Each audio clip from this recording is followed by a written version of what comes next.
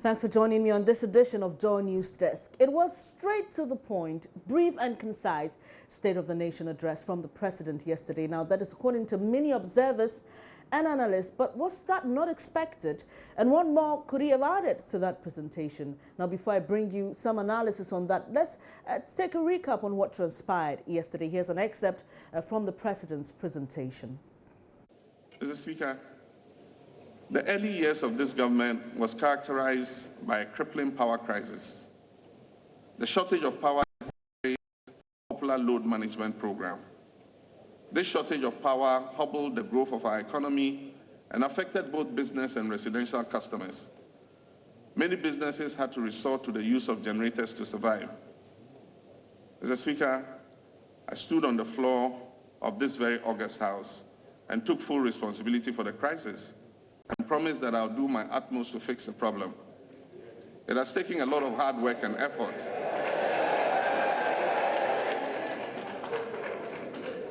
Mr. Speaker, it has taken a lot of hard work and effort.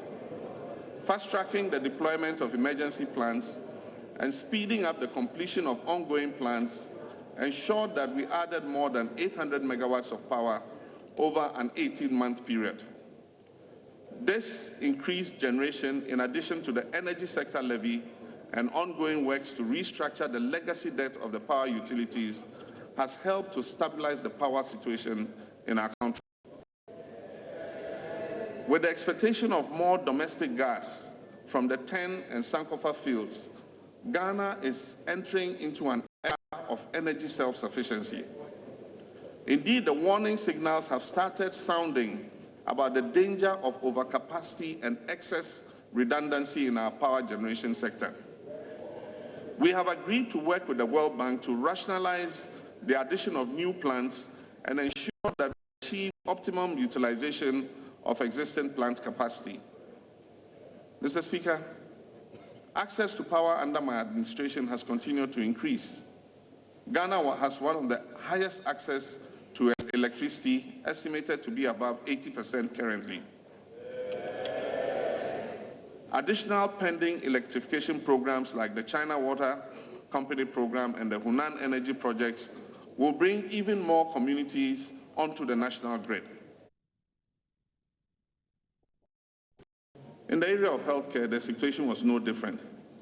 Many Ghanaians were denied access to quality healthcare. Although in 2004, the Kufuor administration had commenced one of the most famous social intervention programs in the health sector on a broader scale, after years of experimentation, the National Health Insurance Scheme utilization was low due to lack of access to health facilities. The sector was characterized by a severe shortage of trained health professionals. Our vision over the period of my administration has been to provide improved health facilities and trained health workers in all construction of new regional hospitals in Bolgatanga, Wa, and Accra is dramatically improving the health outcomes for tens of thousands of people. New district hospitals in districts across the country, including the recent ones for which I just cut sword in Hueta to cover Somanya, Buipe, Tolong, and Sola, have and will advance even further our policy of providing every district with a first-class health facility. Mr. Speaker, new polyclinics, health centers, and CHIPS compounds have also helped to bring quality health care to the doorsteps of our people. This development has resulted in a phenomenal expansion of utilization of the NHIS. Outpatient utilization for 2015 stood at 29 million, up from 9 million in 2008. Increased numbers of trained professionals being churned out of our training institutions has solved the problem of lack of personnel to man our health facilities. Indeed, at the rate at which this category of personnel are being produced, Ghana may need to sign agreements with less endowed countries to officially deploy some of our health professionals to assist improve their health systems.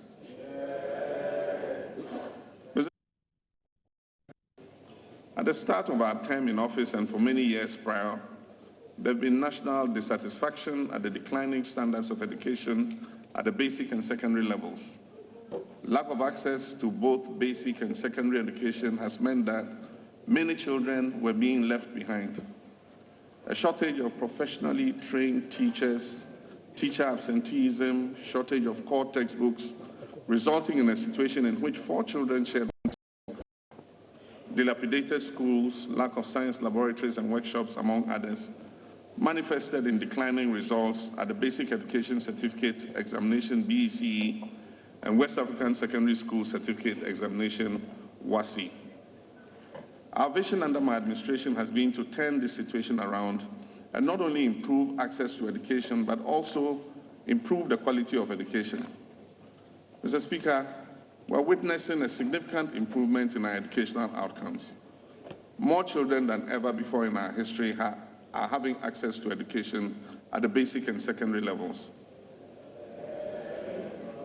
With the distribution of free textbooks, children have access to all the core textbooks and no longer have to share.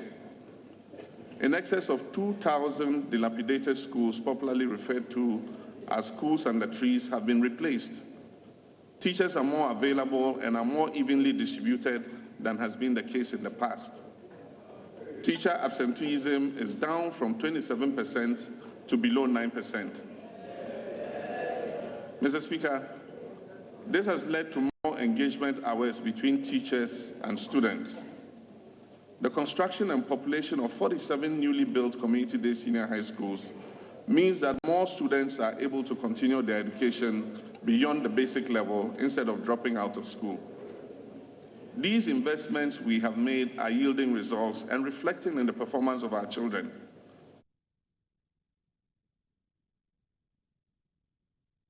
Political opposition and differences of opinion are vital to the health and growth of any democracy.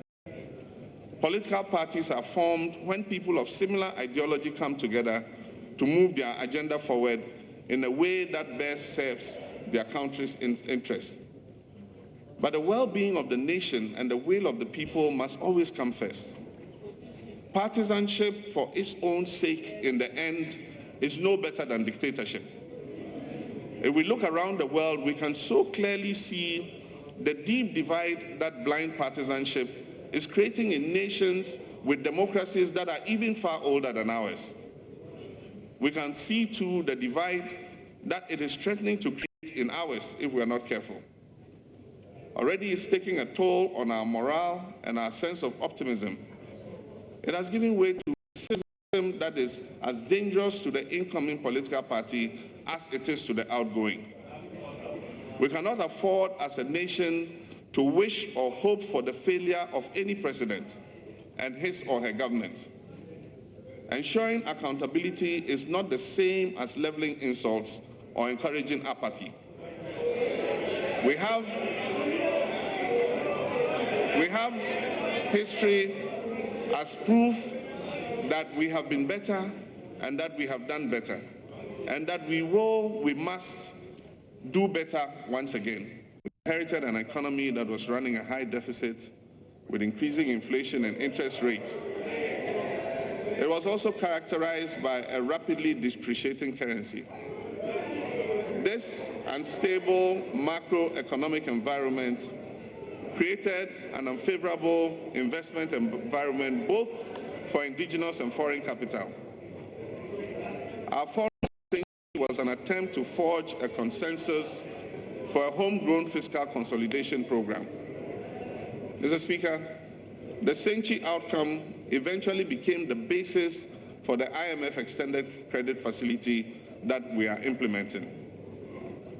The ECF program, as it's called, has resulted in an improved macro environment, which has seen a steady decline in inflation and interest rates. A new public debt management strategy is also seeing a steady decline in the public sector debt, estimated to have dropped from nearly 75% to below 65% currently. Our currency, the cedi, has also this year enjoyed relative stability, depreciating at just above 4% this year. President John Dramani Mahama there on his last State of the Nation address yesterday. Now, joining me live on Skype is Dr. Edward Brinya, political lecturer at the Kwame Nkrumah University of Science and Technology. Now, he'll be sharing some thoughts with us on President John Dramani Mahama's final State of the Nation address yesterday. Good morning, Doc, and thanks for your time. Good morning. Yes, how's Kumasi? Kumasi is doing fantastic. I believe Accra is this way. Sure, Doc. Now, let's start off this way. And a lot of people expressed shock at the length and duration of President Mahama's State of the Nation address yesterday. We're used to having very long addresses from the president, and even sometimes, and on one occasion, he had gallery mentions where he brought evidence-based, that's what he called it, some evidence to prove what he was doing for the nation. How did the address come to you yesterday? It's very interesting. You're right. We're going into the address. We're expecting the 3-hour, 4-hour duration of speech. However, when it came out less than an hour, about 30 minutes, it was a shock. But I think that I wouldn't want to blame the president for the length, because when we are comparing the one that he has, I mean, he does every year. At that point, not only does he look at what he has done, but he also gives an idea of what needs to be done. And if you look at it critically, many a time, what is the part on what is to be done takes longer than what he has done. And I think that what he did yesterday, even though if you take the name of the what he was in, that is State of the Nation address, the 30 minutes did not give us a true State of the Nation address that we could actually tell that, just as Mahama is in office today, that we know what he's leaving us with. So, Doc, you believe he didn't do justice? Especially some have come out to speak about the fact that he did not touch on all the sectors that they're going into the way that he should have. Yes, I said yes. Of course, within Ghana thrives so much on agriculture.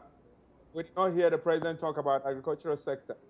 But what I'm saying is that I don't want to blame the president for that, but I'm blaming Article 67 that mandates the president to give the State of the Union address.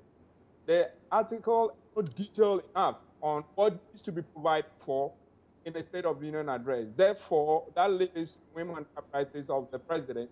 And I think what he did yesterday was more of a reconciliatory and united statement than actually presenting a true State of the Union, state address the way many has expected it.